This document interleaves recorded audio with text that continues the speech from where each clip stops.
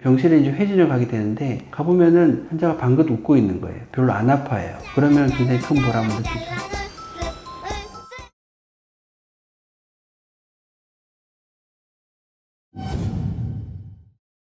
안녕하십니까. 저는 최상산부인과의 주원덕입니다. 저는 최근까지 분당차병원에서 산부인과에 근무를 했었고 부인암센터에서 여러 종류의 그 난소암, 자궁암 같은 그런 부인암들을 치료를 해왔습니다. 복강경 수술과 로봇 수술을 약 한 5,000회 정도 시행을 하였습니다. 복강경 수술은 굉장히 오래전부터 제가 해왔었고 로봇 수술은 시작한 지 한 10년이 좀 넘었는데 우리나라에서 이제 로봇 수술이 막 시작한 시점부터 저희는 이제 로봇 수술을 계속 해왔죠. 그래서 암 수술도 로봇으로 많이 했고 임신에 방해되는 자궁근종 또 자궁내막증 같은 양성 질환들도 복강경과 로봇으로 많이 수술을 했습니다. 또한 이제 제가 이제 센터장이다 보니 많은 환자분들이 센터장이 제일 수술을 잘 하나 보다. 그리고 저한테 굉장히 많이 오셨어요. 그래서 거의 부인암 센터 환자의 3분의 1에서 많게는 한 절반 정도까지 제가 담당을 한 적도 있었습니다.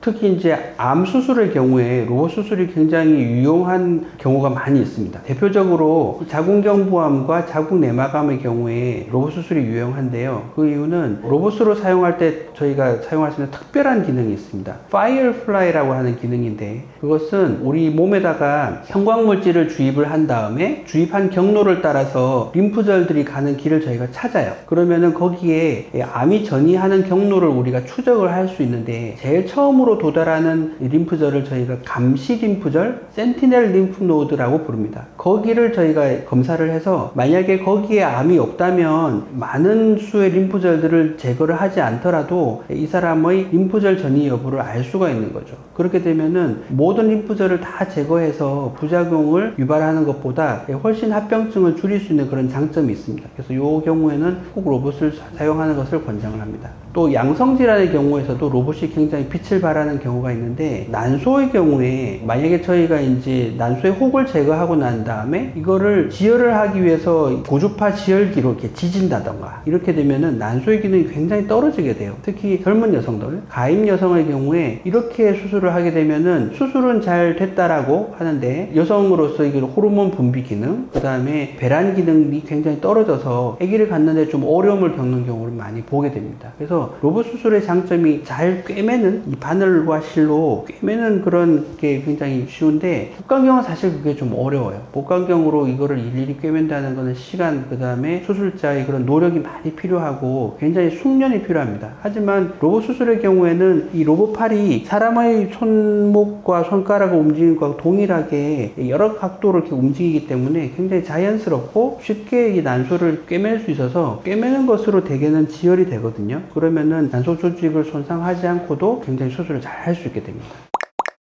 맞습니다. 그 화면을 저희가 이제 로봇 수술할 때 들여다보고 있으면은 마치 내가 이걸 배를 개복을 하고 수술을 하고 있나? 라고 착각할 때가 좀 있을 때가 있어요. 굉장히 자연스러운 수술이 이루어지기 때문에 말씀하신 것처럼 그 두 가지 수술의 장점을 합친 거죠. 로봇 수술은 일기 자궁암 치료에 있어서 굉장히 여러 가지 장점을 갖고 있습니다. 아까 말씀드린 림프절 절제도 감시 림프절 절제를 통해 가지고 합병증을 줄일 수가 있고 사실은 제가 레지던트 때 배울 때만 해도 다 개복 수술을 했었어요. 배를 크게 열고 손을 집어넣어 가지고 수술하는 것이 아주 표준 치료였는데 복강경 수술이 나오면서 그런 큰 흉터, 그 다음에 통증이 이제 많이 감소하게 되었죠. 하지만 이 복강경 굉장히 배우기 어려운 수술이에요. 저도 그것을 이제 따라하고 익숙해지는데 오랜 세월이 걸렸고 이것을 저희 후배들한테 가르치는 것도 굉장히 좀 어려운 일입니다. 하지만 로봇이 나오면서 이런 것들이 다 해결이 되었죠. 왜냐면은 우리가 배를 열고 하는 것처럼 굉장히 자연스럽게 수술을 하기 때문에 기본적인 그 해부학적 구조를 잘 알고 그 다음에 수술의 방향이라든가 아니면은 우리가 피해야 하는 구조물들만 정확하게 우리가 안다면은 수술을 배우기가 굉장히 쉽게 되었습니다. 요즘은 의사가 부족하다고도 하고 또 정말 이렇게 훌륭한 의사, 우리가 이제 명의라고 부르는데 그런 사람들을 만나기가 점점 어려운 세상이 되었어요. 그래서 로봇 수술은 그런 것들을 조금 더 우리가 해결할 수 있는 좋은 방법이라고 생각합니다.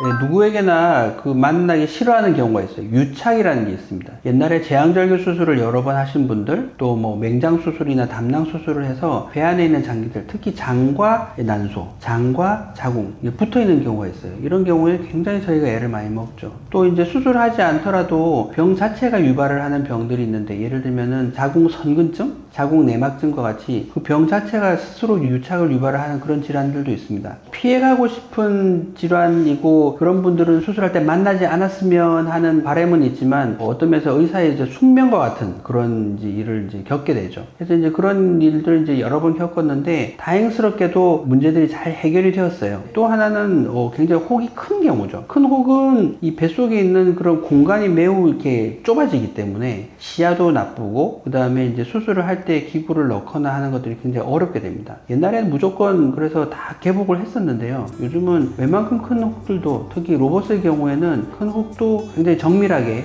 출혈을 적게 하면서 수술을 하는데 굉장히 좋은 툴이기 때문에 예전보다는 개복을 하는 그런 경우가 많이 줄었습니다. 이렇게 이제 힘들게 여러 시간 걸려서 이제 수술을 하고 난 다음에, 저는 이제 기진맥진해서 병실에 이제 회진을 가게 되는데, 가보면은 환자가 방긋 웃고 있는 거예요. 별로 안 아파해요. 그러면 굉장히 큰 보람을 느끼죠.